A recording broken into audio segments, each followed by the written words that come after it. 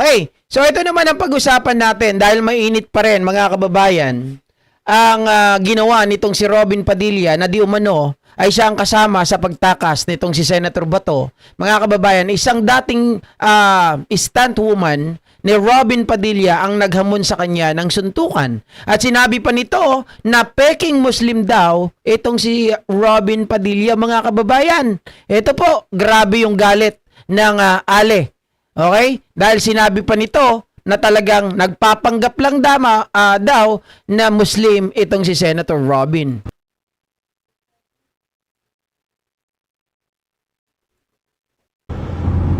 Hello, good afternoon. Hello.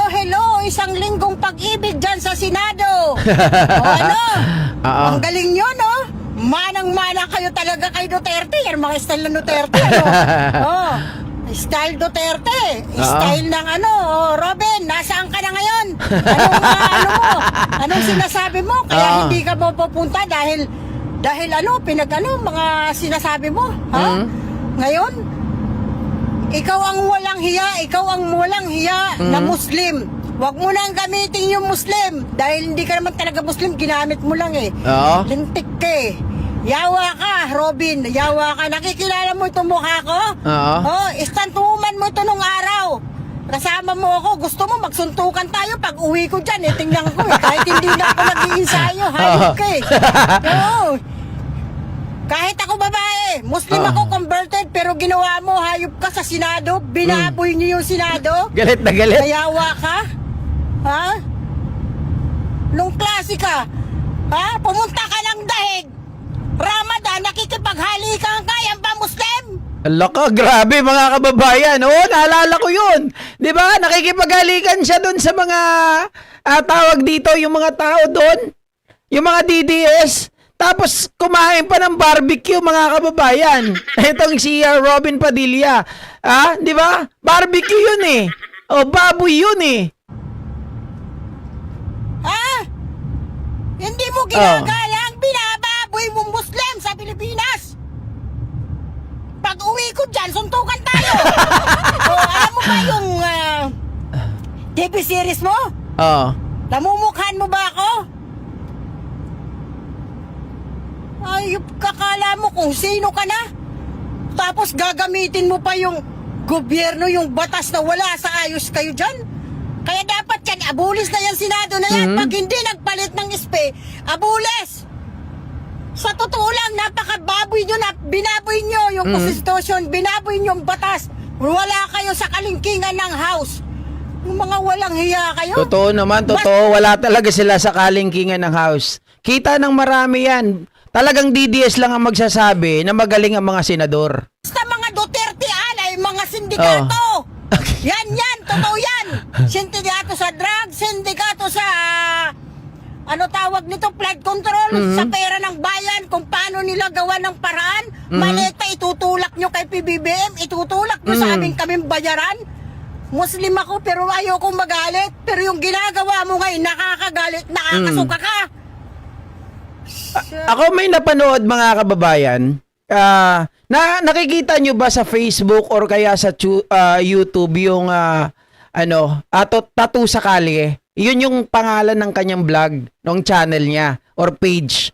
Tattoo sa Kalye. Meron doon nakasama ni Robin Padilla, mga kababayan, sa Munti. Okay? So sinabi nito, alam nyo si Robin, duwag yan. Wala yan. Wala yan tira. Ibig sabihin, wala yan napatay at wala yan bilang pagdating doon sa Munti, mga kababayan. Itong si Robin Padilla daw, sabi niyang ganun. Alam mo, takot na takot yan kasi meron siyang hinamon. Kahit sa Nueva Ecija, may hinamon yan. Pumalag sa kanya. Tapos, nagtatatakbo itong si Robin Padilla. Sa Munti, ganun din. Tahimik yan. Hindi siya, tawag dito, hindi siya makapalag doon sa mga taong Munti. Ngayon, dahil itong si Robin Padilla takot, ang ginawa niya ay umanib daw sa Muslim. Nag-Muslim daw ito kasi ang tawag dito, yung tarima nila, mga kababayan, yung kanilang kubol, di ba, ay puro laging gulo. At napag-iinitan daw itong si Robin. Kaya ang ginawa niya, para maihiwalay siya dun sa mga grupo na yon, nag-Muslim siya. Kasi ang Muslim daw, hinihiwalay nila, may sarili daw na kulungan. Kaya doon napunta si Robin. At nung napunta daw yan dyan, mga kababayan, syempre, nung Muslim siya, hindi siya laging kasama ng mga pangkaraniwang mga preso. Tuwing magdadasal, nandun si Robin, 'di ba, kasama ng mga Muslim. Kumbaga, mga kababayan, nakahanap siya ng leeway para mailayo doon sa gulo. Para hindi po siya mapag-initan. Yan ang sinasabi ng mga preso na nakasama niya. Naduwag daw talaga yan si Robin. Ang natatandaan ko, sabi, walang tira yan. Wala yan bilang dito sa loob. Takot nga yan eh. Kaya nga yan nag-Muslim, sabi niyang ganun. Kaya yan nag-Muslim kasi takot yan dito sa mga kasama namin. Doon sa mga nakasama niya. Kaya lumipat siya doon para itakas niya yung kanyang sarili. Dahil pwede siyang ano din doon eh. Pwede raw siyang ganunin, mga kababayan. Pwede siyang ganunin doon. No? Lalo kung yayabang-yabang ka, kaya sabi, iyang angas ni Robin, wala yan doon. Hindi yan makapag-angas yung ganung lakad. Hindi yan makaganon ng lakad. Pag naglalakad yan si Robin, nakayuko. Kaya ang ginawa niya, nagpakabait doon. Para lahat maging kasundo niya. Anong ginawa niya doon? Ang ginawa ni Robin, para matuwa sa kanya yung mga tao, hindi magalit sa kanya, lagi daw nagpapa-concert doon sa Munti, sa Bilibid. Mga kababayan, nagpapatawag daw doon ng mga artista si Robin Padilla. Noong nag-Muslim na siya. Yun daw ang inasikaso niya. Nagpapatawag ng mga artista, tapos magkakaroon ng concert doon, o kaya ng mga kung ano-ano bang mga palabas. Kaya daw nakuha niya yung loob, mga kababayan. Pero, takot daw talaga si Robin. Kaya lumayo siya at sumama sa pagka-Muslim. Yan ang sinasabi nila. Napanood ko yun. Panoorin nyo, mga kababayan, hanapin ninyo. Diba? Hanapin ninyo, makikita nyo sa YouTube, Tatong Kalye.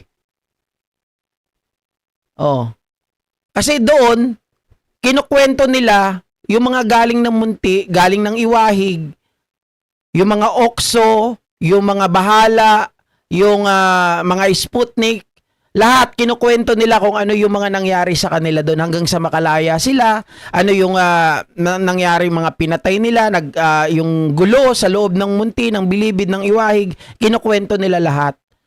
Kaya hindi nakaligtas yung kwento ni Robin Padilla.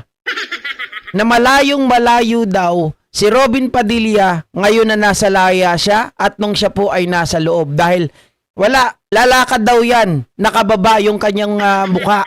Mga kababayan, hindi siya makalakad na gaganong-ganon, sisiga-siga kagaya nung sa palabas.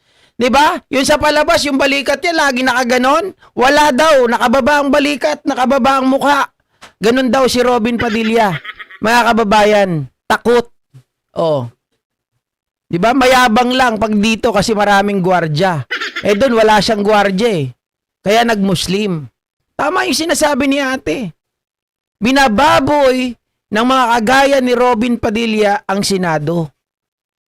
Binababoy ng mga DDS, senators ang Senado. Gumagawa ng kwento, 'di ba? Maling kwento, maling impormasyon. Sinisiraan. Si Amy nga eh. 'Di ba? Hiniling pa kay Pangulong Bongbong Marcos. Mabuti na lang hindi nakinig si Pangulo kay Amy. Gustong ipatanggal si Matibag na wala namang kinalaman. Maging ang NBI, kitang-kita natin sa report ng CIDG, PNP at DILG, hindi sila nag-set foot doon sa sa premise ng Senado. Grabe ang kasinungalingan, mga kababayan. Ang titindi. Kahit sino magagalit talaga. Lalong-lalo na hindi pinaninindigan ni Robin. Ginagamit niya yung pagiging Muslim pero hindi niya pinaninindigan yung pagiging Muslim. 'Di ba? Kung isipin natin, dapat, mga kababayan, si Robin dapat just. Dapat, ang inaano niya, yung katwiran, hindi yung unjust. 'Di ba? Grabe tong si Robin Padilla, mga ka-GPnatics. Pero mo yung tao, sinasabi ninyo walang warrant. Samantalang may warrant. Samantalang nung si Trillanes, binabanatan mo, nagwawala ka, nakabang ka lagi sa Senado, gusto mo pang i-citizen arrest. Si Bato pinatakas mo. Grabe ang kawalang hiyaan. Ay nako. Wanan na natin yan mga kababayan. Yan po ang sentimiento ng isang Muslim na kagaya ni Robin. At hindi niya po tinotolerate na kahit minsan dumating sa buhay niya na naging stuntman siya ni Robin. 'Di ba? Ibig sabihin, mga kababayan, kahit papano napalapit siya o naging tao, 'di ba? Naging tao sa pelikula ni Robin Padilla pero hindi niya po ito tinotolerate.